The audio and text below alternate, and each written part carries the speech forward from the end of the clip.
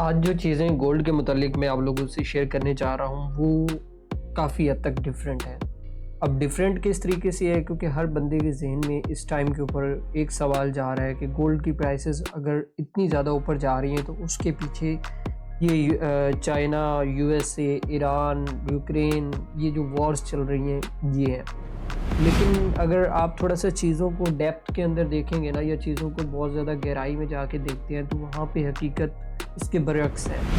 क्योंकि गोल्ड का इस टाइम के ऊपर इतना ज़्यादा हाई प्राइस के ऊपर जाना और एक ही महीने के अंदर गोल्ड इतना ज़्यादा ऊपर निकल गया, इसके पीछे का लॉजिक क्या है?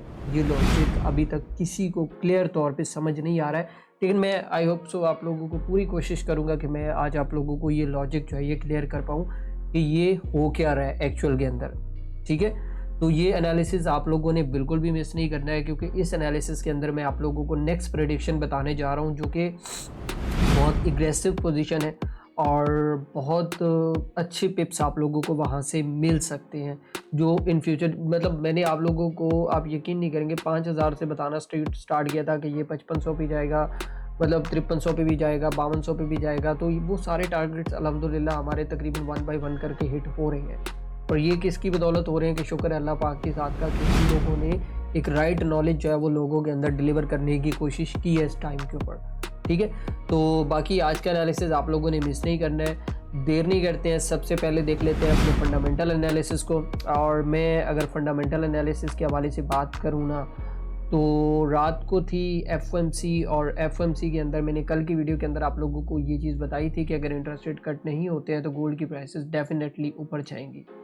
अब ये तो एक छोटी सी ये भी न्यूज़ थी, और दूसरा एक्चुअल में क्या हो रहा है वो भी मैं आज आप लोगों को थोड़ा सा एक्सप्लेन करूँगा।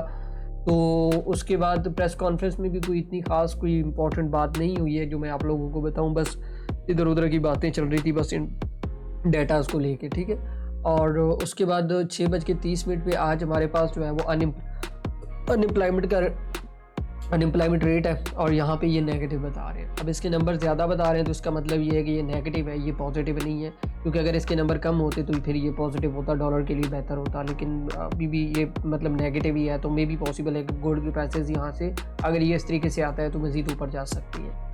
और उसके बाद तकरीबन 8:30 बजे हमारे पास एक नेचुरल गैस की रिपोर्ट है, तो ये भी काफ़ी ज़्यादा इंपॉर्टेंट है। जो लोग कमोडिटीज़ के अंदर या गैस के अंदर काम करते हैं तो उसके लिए ये बहुत ज़्यादा इंपॉर्टेंट होती है, ठीक है? तो ये तो आज की फंडामेंटल न्यूज़ थी। अब चलते, मैं ना आपको बड़ी एक इम्पॉर्टेंट चीज़ आप लोगों को समझाना चाहता हूँ गोल्ड के मतलब, जो लोग गोल्ड के अंदर काम करते हैं, ठीक है? अब सबसे पहली चीज़ ये है कि अगर आप देखें ना कि जनवरी 2025 के अंदर ही गोल्ड की प्राइसेस एकदम इतनी ज़्यादा ऊपर क्यों गई हैं, और बहुत सारे लोग ये कह रहे हैं कि हिस्ट्री में ये पहली दफ़ा हुई है। हिस्ट्री में पहली दफ़ा नहीं हुआ है। मैंने अभी थोड़ी देर पहले हिस्ट्री थोड़ी सी मैं चेक कर रहा था, तो 1980 के अंदर गोल्ड की प्राइसेस जो है वो एक महीने के अंदर 126% जो है वो ऊपर गई थी, ठीक है? और उसके बाद इस 2026 के अंदर, जनवरी 2026 के अंदर आप लोगों को इस तरीके का बूम जो है वो गोल्ड के अंदर नज़र आया है। अब ये बूम क्यों नज़र आया मैं आप लोगों को वो भी बताता हूँ कि देखिए, एक चीज़ होती है कि आप लोगों को याद होगा कि जब हमारे पास सीएमई ग्रुप की वजह से बहुत सारे ट्रेडर्स की जो मतलब कि ट्रेड्स हैं वो क्लोज नहीं हो रही थी, या मार्केट बहुत ज़्यादा फ्लैक्चुएट कर रही थी सीएमई ग्रुप की वजह से। अब पहले ये होता था कि 2025, 2024 और 2023 के अंदर जो कॉन्ट्रैक्ट हुए थे ना CME group, Chicago mercantile exchange की बात कर रहा हूँ, ठीक है? तो वहाँ पे जितने भी कॉन्ट्रैक्ट हुए थे ना गोल्ड के अंदर, तो वो फिजिकली गोल्ड नहीं थे। मतलब अगर इन्वेस्टर ने कॉन्ट्रैक्ट किया है तो वो ये कह रहा है कि ठीक है, मैं उस कॉन्ट्रैक्ट के मुताबिक आप लोगों से बाइंग सेलिंग जो है वो करता रहूँगा।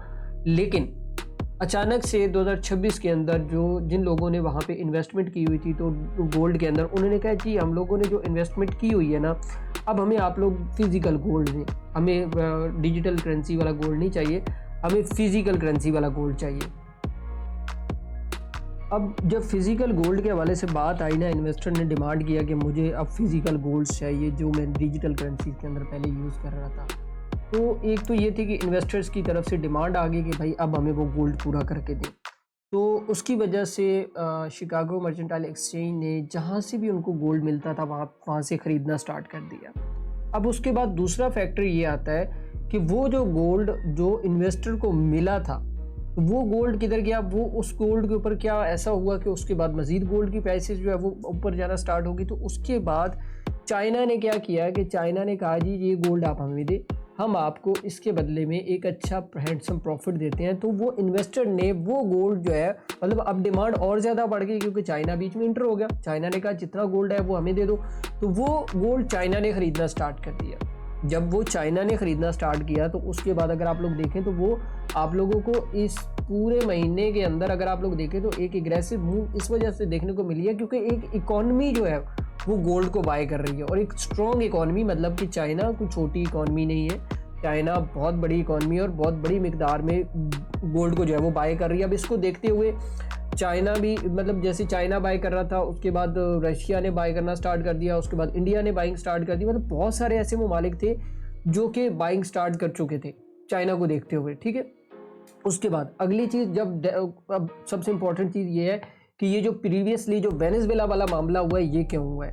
ठीक है, अब देखें अमेरिका को एक चीज़ तो समझ आ गई कि भाई चाइना ने गोल्ड जो है वो ख़रीदना स्टार्ट कर दिया, अब मैं मज़ीद गोल्ड कहाँ से लाऊं, तो उन्होंने ऐसी जगहों के ऊपर अटैक करना स्टार्ट कर दिए जहाँ पे गोल्ड के रिजर्व थे। मतलब जैसे वेनेजुएला वाला मामला था, आप लोगों को पता है पूरी दुनिया के अंदर जो वेनेजुएला है वो सबसे ज़्यादा गोल्ड प्रोड्यूस करता है। ऑस्ट्रेलिया भी करता है बट वेनेजुएला के ऊपर जो कॉस्ट है वो थोड़ी कम है, लेकिन प्रोडक्शन वहाँ से ज़्यादा है, तो इसलिए वेनेजुएला पहले नंबर पे आता है। तो इन्होंने वहाँ पे काबिज हो गया, अब ऑयल भी इनका तो गोल्ड भी इनका, अब वहाँ से जो गोल्ड निकल रहा है तो वो ये CME ग्रुप को दे रहे हैं, और CME ग्रुप जो है वो आगे जिन लोगों के साथ उनके कॉन्ट्रैक्ट है तो वो दे रहा है। सो इस टाइम के ऊपर जो सबसे इम्पोर्टेंट चीज़ है वो ये है कि जो हमारे पास डिमांड है, जो इन्वेस्टर की डिमांड है या जो इकोनॉमिस्ट की डिमांड है, वो इस टाइम के ऊपर पीक के ऊपर है, जिसकी वजह से गोल्ड आप लोगों का बाय जा रहा है। अब तीसरी चीज़ ये है कि जो डॉलर है वो क्यों इतनी बुरे तरीके से पिट रहा है, क्योंकि डॉलर के ऊपर, मतलब USA के ऊपर बहुत ज़्यादा कर्जा आ चुका है इस टाइम के ऊपर, और कर्जा आने की वजह से अब देखिए फॉर एग्जांपल किसी भी करेंसी के ऊपर अगर कर्जा आ जाता है, जैसे हमारा मुल्क है पाकिस्तान की बात कर लो, ठीक है, अब हमारे ऊपर इतना ज़्यादा कर्जा है तो हमारी करेंसी की वैल्यू डी वैल्यू है, वैल्यू उसके अंदर भी है, लेकिन उनका जो कर्जा है वो बहुत तेज़ी से बढ़ रहा है, जिसकी वजह से वो करेंसी के लिए एक नेगेटिव वे है, तो इन्वेस्टर उस तरफ जाना नहीं चाहता है अभी तक डॉलर की तरफ। तो ये चीज़ समझिएगा थोड़ी सी कि आने वाले जो हालात हैं वो बहुत बुरे होने जा रहे हैं, और गोल्ड आपका तकरीबन मैं जो समझता हूँ $6000 तक भी जा सकता है। ये चीज़ आप लोग अपने दिमाग में रखिएगा। अब ये चीज़ें आप लोगों को बताने का मकसद ये इंट्राडे एनालिसिस है, ये थोड़ा लॉन्ग टर्म मैंने बता दिया। अब ये मैं बता इसलिए रहा हूँ क्योंकि बहुत सारे लोगों को ये समझ ही नहीं आ रही है कि गोल्ड के साथ हो क्या रहा है। वो कोई बंदा इधर से बात कर रहा है कि ये जंग लग गई या ये हो गया वो हो गया। भाईजान पहले खुदा का वास्ता है हिस्ट्री पढ़ो, हिस्ट्री में क्या लिखा हुआ है, करंट रिपोर्ट्स पढ़ो क्या लिखा हुआ है, बैंक्स की रिपोर्ट्स क्या कह रही हैं, फेड ने रात को क्या बोला है, वो चीज़ें जब आप पढ़ोगे तभी आप लोगों को समझ आएगी कि गोल्ड के अंदर एक्चुअल में हो क्या रहा है। और जब आप ये मैं यकीन नहीं करेंगे कि जब लोगों के लॉसेस देखता हूँ ना तो मेरे दिमाग ख़राब हो जाता है कि यार ये लोग मतलब सिर्फ उन लोगों के पीछे लगे हुए हैं जिन लोगों ने सिर्फ ये कहा हुआ है कि भाई यहाँ से बाय कर ले, यहाँ से सेल कर ले, बस। मैं तो ये असल में जो कसूरवार है ना वो यही लोग हैं, मैं इनको ये बोलता हूँ, ठीक है। सो आई होप सो जो मैंने आप लोगों को जो बात समझाने की कोशिश की है आप लोगों को समझ आ गई होगी। ये जो जितना भी आप लोगों का यहाँ पे जो अब मेरे मैं अगर प्रॉफिट कर रहा हूँ या कोई और प्रॉफिट कर रहा है तो वो प्रॉपर एक स्टडी बेस के ऊपर चीज़ें जब चलती हैं ना तो वो कंटिन्यूशनली वो प्रॉफिट में ही जाती हैं, लॉस में नहीं आती हैं, ठीक है। तो ये चीज़ आप लोगों को समझ आ गई होगी कि किस तरीके से आप लोगों ने करना है। बाकी मैं टेक्निकली चार्ट के ऊपर आप लोगों को बता देता हूँ क्योंकि किस तरीके से आप लोगों ने ट्रेड करना है, लेकिन उससे पहले आप मेरी एक बात याद रखिएगा, ये ट्रंप के ऊपर आप लोगों ने जो है वो बहुत नज़र रखनी है क्योंकि ये देख रहे हैं ना ईरान के ऊपर जो स्ट्राइक्स वगैरह के जो मामलात आ रहे हैं, मैं इनको खुद पर्सनली बड़ा मॉनिटर कर रहा हूँ और ग्रुप के अंदर मैं बता रहा हूँ। और कल की डेट के अंदर मैंने अपने ग्रुप के अंदर कहा था कि भाई मैं ट्रेडिंग नहीं करने वाला कल की डेट के अंदर। क्यों? क्योंकि मुझे मार्केट के हालात नज़र आ रहे थे कि नॉर्मल नहीं है। नॉर्मल क्यों नहीं है मैं आप लोगों को वो भी दिखा देता हूँ। यहाँ पे अगर आप लोग देखें ना एक दिन के अंदर गोल्ड ने अब तक जो मतलब कि दिया है और ऊपर गया है, सॉरी 1.72%, एक वीक के अंदर 11%, एक महीने के अंदर 27%, 3 महीनों के अंदर 40%, 6 मंथ के अंदर मतलब कि 65% गया है, सॉरी 65%, और एक साल के अंदर तकरीबन 100% ऊपर जा चुका है। मतलब जहाँ पे प्राइसेस आपकी 100 रुपए की चीज़ थी, अब एक साल के बाद वही चीज़ 200 रुपए की हो चुकी है। सो इतना ज़्यादा फ़र्क आया है। ये चीज़ मैं आप लोगों को वीकली वीडियो के अंदर समझाऊंगा कि ये हुआ क्या एक्चुअल के अंदर ना। तो ये थोड़ा सा आप लोग ना थोड़ा सा नोटिस भी करें चीज़ों को। यहाँ पे देखें, यहाँ पे प्रॉपर न्यूज़ेस आ रही होती हैं, आपने इनको रीड आउट करना होता है। ट्रेडिंग कोई मजाक नहीं है जो आप लोगों ने मजाक समझ के रखा हुआ है। ये बात मेरी समझिएगा कि ये टोटल एक ऐसी फाइनेंशियल मार्केट है जो आपके सोच से भी बड़ी है यार। लेकिन अगर जो बंदा सही रास्ते पे होता है वो एक ना एक दिन इसके अंदर कामयाब ज़रूर हो जाता है। अच्छा, चलते हैं टेक्निकल चार्ट के ऊपर। और टेक्निकल चार्ट के ऊपर मैं आप लोगों को बताता हूँ आप लोगों ने ट्रेड कैसे करना है, ठीक है। तो सबसे पहले अगर हम लोग बात कर ले थोड़ा सा M30 के हवाले से, वैसे मैंने कल की डेट के अंदर ट्रेड दिया नहीं, तो मैं आप लोगों को दिखाऊंगा नहीं कम्युनिटी, क्योंकि कल की डेट के अंदर मैंने कोई ट्रेड नहीं किया था, क्योंकि मुझे पता चल रहा था कि गोल्ड की प्राइसेस इस टाइम के ऊपर क्या करने जा रही हैं, ठीक है। अभी क्या है, अभी के लिए हम लोगों को किस तरीके से ट्रेड करना है, तो ये H1 का चार्ट है। अब H1 मैंने क्यों लिया, मैं छोटे टाइम फ्रेम पे क्यों नहीं गया हूँ, क्योंकि इस टाइम के ऊपर जो वॉलेटिलिटी बनी हुई है ना, वो बड़ा टाइम ही उसको कंट्रोल कर सकता है, छोटा टाइम नहीं है। उस टाइम के ऊपर बहुत मुश्किल है कि वो चीज़ जो है वो कंट्रोल करे उसको, ठीक है। अगर H1 के टेक्निकल पॉइंट के हवाले से बात करें ना, तो वैसे भी एनालिसिस काफ़ी ज़्यादा लंबा हो गया, तो मैं थोड़ा शॉर्ट करूंगा यहाँ पे। अच्छा, यहाँ पे अगर मार्केट स्ट्रक्चर के हवाले से बात करें ना, तो प्राइसेस जो है वो अगर आप लोग यहाँ पे देखें तो इस तरीके से जो है वो अपना हायर हाई बनाती हुई जो है वो प्राइसेस ऊपर जा रही हैं, ठीक है। तो यहाँ पे प्राइसेस ऊपर गई है, और अब तक का जो लो है, मैं हमेशा आप लोगों को कहता हूँ कि गोल्ड की प्राइस रिट्रेस करती है, लेकिन किसी खास हद तक, ठीक है।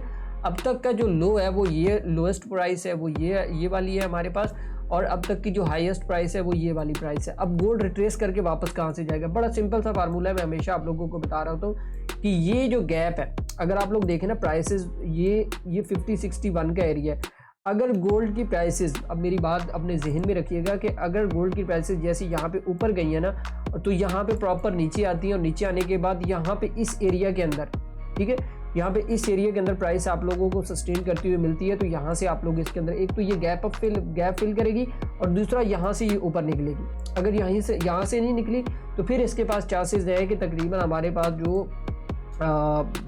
52-95 का एरिया है ना, यहाँ पे इस एरिया से, ठीक है, तो यहाँ से प्राइसेस आप लोगों को ऊपर वाली साइड पे निकल सकती है। लेकिन इसका टारगेट, मेरी एक बात याद रखिएगा, जो अब इसका टारगेट निकल के आ रहा है ना, वो $5700 निकल के आ रहा है। और एक बात और भी याद रखिएगा कि इन 2 दिनों के अंदर गोल्ड के अंदर बहुत बड़ी मूव हो सकती है।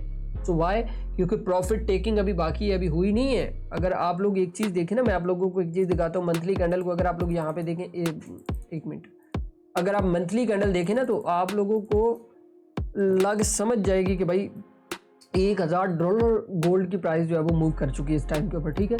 तो ये पूरी की पूरी ये कैंडल है, अभी तक इसमें कोई रिट्रेस नहीं हुआ है, ये बात मेरी याद रखिएगा, इसकी रिट्रेसमेंट पड़ी है। और ये 2 दिनों के अंदर रिट्रेसमेंट पॉसिबल है, कि वैसे भी प्रॉफिट टेकिंग होने वाली है, तो मे भी पॉसिबल है कि प्राइस आपकी बहुत बुरे तरीके से डाउन साइड पे आ सकती है। ये मैं आप लोगों को इसलिए बता रहा हूँ क्योंकि आप लोग अक्सर भूल जाते हो। सो आई होप सो आप लोगों को आज का एनालिसिस समझ आ गया होगा कि किस तरीके से आप लोगों ने ट्रेड करना है। जो टेक्निकल था वो मैंने आप लोगों को बता दिया है। और खुदारा ये जो छोटे अकाउंट्स वाले हैं, जिनके 100, 200, 300, $500 या $1000 वाले अकाउंट्स हैं, वो गोल्ड से प्रेस कर जाए। अब गोल्ड उनके लिए वो पेयर नहीं रहा है कि जो वो लोग इसको ट्रेड कर सकेंगे। अगर आप लोग देखें एक एक दिन के अंदर 40, 50 डॉलर की मूव हो रही है इस टाइम के ऊपर। तो प्लीज़ खुदारा मार्केट को थोड़ा सा समझे कि मार्केट के अंदर बहुत सारी ऐसी चेंजिंग्स आ चुकी हैं जिनको आप अब मतलब कि वो ट्रेड नहीं कर पाओगे। आप पेयर चेंज कर सकते हैं, आपके पास पॉसिबिलिटीज़ है, आप सिल्वर्स पे जा सकते हैं, आप करेंसीज पे जा सकते हैं, लेकिन गोल्ड के लिए ट्रेड करना है तो गोल्ड के लिए एक अच्छा बैलेंस आप लोगों को चाहिए होगा। और इस वीकेंड के ऊपर मैं प्लान कर रहा हूँ, इंशाल्लाह मैं आप लोगों को एक प्रॉपर एक पूरा सेशन करके दूंगा गोल्ड के अंदर कि आप लोगों ने अब गोल्ड के अंदर करना क्या है। छोटे अकाउंट्स वालों ने और बड़े अकाउंट्स वालों ने इंशाल्लाह उसके ऊपर लाजमी बात करेंगे। आई होप सो आप लोगों को समझ आ गया होगा कि आज का एनालिसिस आप लोगों ने किस तरीके से जो है वो रीड करना है, किस तरीके से ट्रेड करना है। अगर वीडियो अच्छी लगी हो तो अपने दोस्तों तक लाजमी शेयर करें। बाकी इंशाल्लाह मिलते हैं नेक्स्ट वीडियो के अंदर। दुआओं में याद रखिएगा। अल्लाह हाफिज़।